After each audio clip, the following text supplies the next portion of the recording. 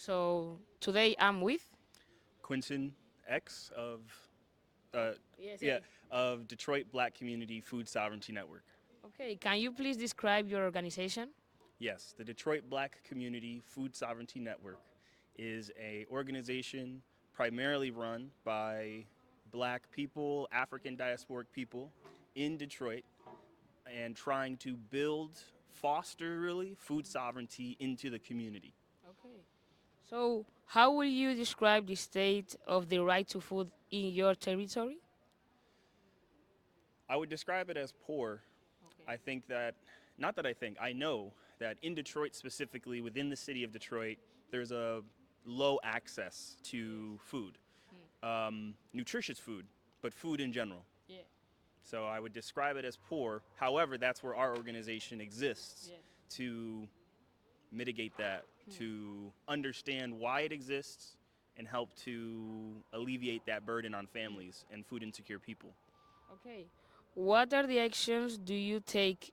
Oh, sorry. What actions do you take in favor of the rights to food? Yeah.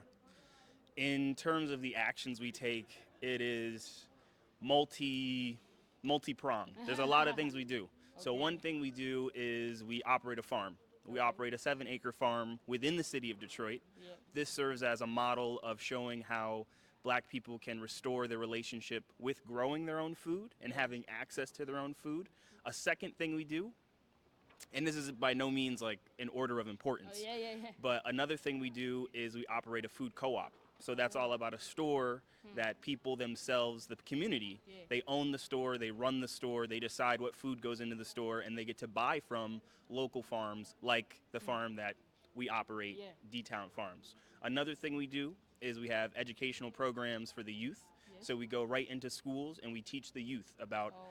fostering and nurturing a garden, Yeah. planting a seed, and teaching them from a very early age that you do not have to depend on someone to feed you. Yeah. You can feed yourself and you can feed your community. And together the community can support itself. We Yeah. don't need big corporations, we Yes. don't need government to feed us. Mm. That's wrong.